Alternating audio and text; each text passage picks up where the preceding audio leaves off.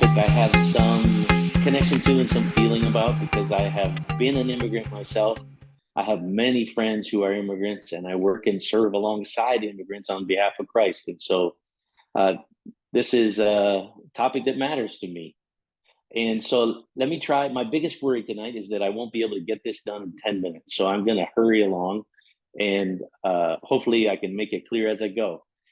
Let me just begin then by saying if I could give a condensed scriptural view of immigration, it would be that we were once and we still are immigrants or foreigners in biblical language. And so I just want to lay out the Bible story of that quickly. And let me say it begins with Abraham, at least as far back as Abraham and the patriarchs.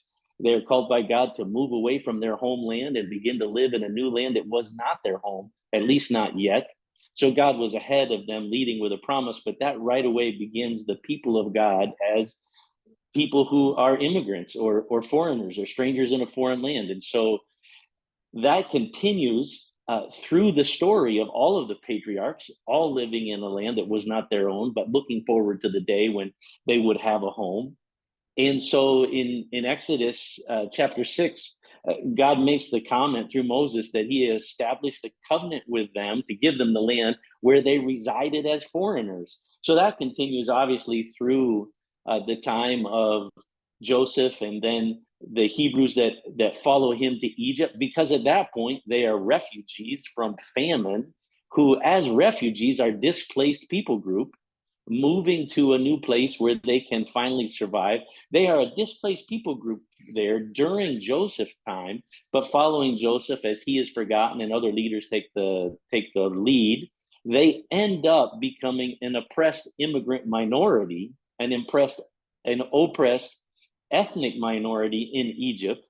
And so we know the story of God hearing their cries and of sending Moses to bring his people out of slavery in Egypt.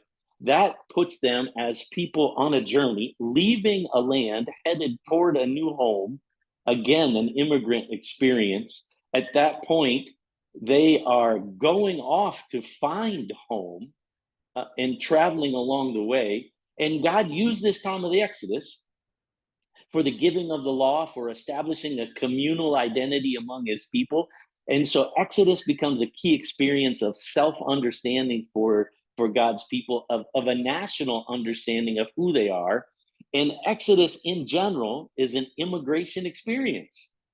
And so they are begun as a nation with an immigrant, foreigner, stranger backdrop to who the nation is, to who the people of God are.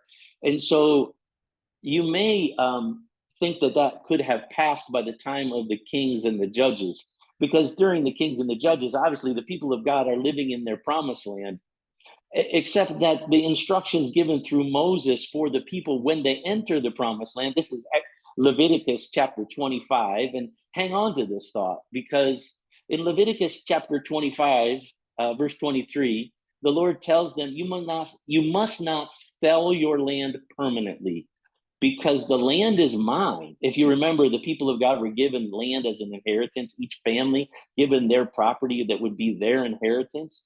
And it was there would reside. Land was to be given back at some point. Debt was to be temporary and never permanent. And the end of that comment in Leviticus 25 is, you reside in my land as foreigners and strangers. So hang on to that language. It shows up again. During the time of the kings, David decides to build a temple, collects all the material for what will be needed. And in his prayer about the temple, he just happens to mention in First Chronicles 29, that we, the people of God, are foreigners or strangers in God's sight. We're living there just like the ancestors who, from Abraham on, have been living this immigrant experience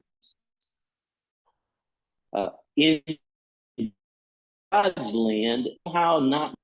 So the beginning of the people is an experience, and then you might think that it ends in exile, because we know that the northern kingdom, because of their unfaithfulness to God, is eventually conquered by Assyria and marched off to a foreign land. The nation is torn apart essentially, and Assyria has decided that they will take people of one conquered land and resettled them in another conquered land as the new residents there. And so now the northern tribes are living as foreigners in a place that is not their home.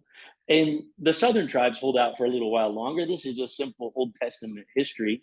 And during that time, they go and they come in faithfulness to God, and eventually they too lose their kingdom and are conquered by Babylon and deported. Now, Babylon uses a little different policy. Babylon has decided it wants the best and the brightest for itself, and so they take all of the quality people and move them forcibly to live in Babylon, where they will then be part or be assimilated or be put into service of the Babylonian Empire. And so in that time, we have stories of Daniel, who's trying to be faithful to God in a land that is not his. We have stories of Esther, who finds herself in a key spot on behalf of God's people. But they're the people of God, once again, in the middle of an immigrant's experience. And so even after the exile, as the people of God return home, the temple is rebuilt, but not really back to the level that it once was. And so at this point, the people of God have a bookend, have a cultural backdrop for who they are and their national identity as the exodus and the exile. And post-exile, they hang on to this identity because the kingdom is never fully restored. And they're constantly answering to an outside power. So there is some sense that the exile never ended for the people of God. If you're putting all this together up to the time of Jesus, I think it's fair to say that the identity of God's people could be summed up as we once were, and we still are living as foreigners. And it's probably important to notice that in the middle of this identity, this national understanding of who the people of God are, there is also a fear of foreigners that is all throughout this story. It's a theme again and again in the Old Testament, at least from the time of the Exodus, when Moab lures the Hebrew people away from faithfulness to God by intentional sexual enticement. And then there are instructions given to Moses and Joshua about driving out the inhabitants of Canaan because they will be a problem for them. There's a fear of foreigners. There was prohibitions about marrying foreign spouses, and Solomon unwisely marries more than 1,000 women, many of them foreigners, and they turn his heart away from faithfulness to God. So if you look carefully, there are many, many warnings about foreign people, but those warnings are always about the rejection of foreign gods. And foreigners who embrace Yahweh are all throughout the story and are very often, like Rahab and Ruth, enfolded into God's people. There's a difference between an outsider who decides to fear God and live among God's people, and God's people deciding to mingle with the outsiders and adopt foreign beliefs. There's a beautiful story, a beautiful picture that comes through the prophet Ezekiel in chapter 47. It gives us a hint that God is up to something new. Chapter 47 of Ezekiel, if you know it, is this beautiful vision of a river that flows from the temple of God. It's repeated again in the end of Revelation. And wherever that river flows, the trees are growing, and the fruit of the trees is for the healing of the nations. And following that vision, there are instructions given. I believe the vision is actually from Ezekiel, has many layers. And the first layer is to the people who are living in exile, to the people of God who are in the middle of an immigrant experience. It is a picture of God is going to renew something. He's going to restore something. And then the following instructions to that vision are that once again, the people of God are to redistribute the land as an inheritance. Only this time, the instruction is you are to allot an inheritance for yourself and for the foreigners residing among you. You are to consider them as native-born Israelites. There's something unique and different that's going to happen that is predicted in Ezekiel 47. But in summary, I think it's clear that the Exodus and the exile become this overarching experience. It's the backdrop against which life was understood for the people of God in the Old Testament. It's their controlling story.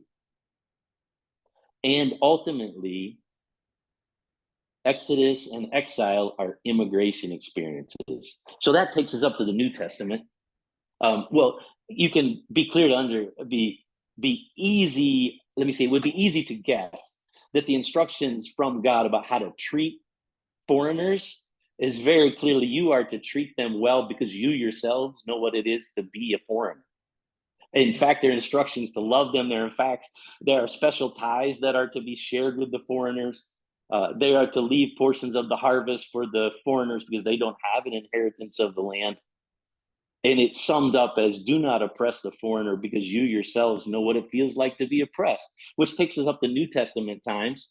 And I would just like to make this point in my last couple of minutes that in the New Testament, we have this experience, at least from the time of Cornelius, the centurion, and clearly from Paul's missionary journeys, that the church is this new experience of a racial and ethnic merger, that the foreigners and the people of God are becoming one, which is very clearly what Ephesians chapter 2 is explaining, that Paul is saying to these new believers who are Gentiles in Ephesus, that the dividing wall, the barrier of hostility has been torn down in Christ. And those who once had no part in Jesus are now citizens together with God's people in the family of God. So you might think the New Testament picture is, we're no longer foreigners and aliens, except if you pay close attention to what Paul actually said, the citizenship has transferred from wherever it was in this world and now belongs with God's people in God's kingdom, which means all those of us who have been credits to Jesus are once again living as foreigners and aliens in this world, which is a theme Peter picks up again in First Peter chapter 1 and chapter 2. But if you know the verses or know what Peter actually says, hear them carefully, because Peter says, I urge you as foreigners and strangers. I think maybe he's quoting Leviticus chapter 25. And Hebrews picks up the same theme as it in chapter 11 when it talks about these heroes of faith who didn't necessarily receive what they were promised during their life, but they welcomed it, saw it from a distance, admitting that they were foreigners and strangers. Maybe again, picking up the theme from Leviticus 25. So I would sum up the New Testament picture in this, that we are to be what is known as a third culture person. We grew up in a land that was not our home. We have picked up a culture which is not the only one we understand. We no longer fit in the former land. We no longer fit in the present home. We are some sort of blend of both places. We are now kingdom culture people. And always will be a little bit out of place where we live right now, because we once were and still are foreigners. Now, if that doesn't yet help us form our identity along the lines of being out of place in this land or something of an immigrant here, then let me just add one more thing. Jesus lived among us as an immigrant, and in his childhood was a refugee. Thank you. I hope this is of use to us.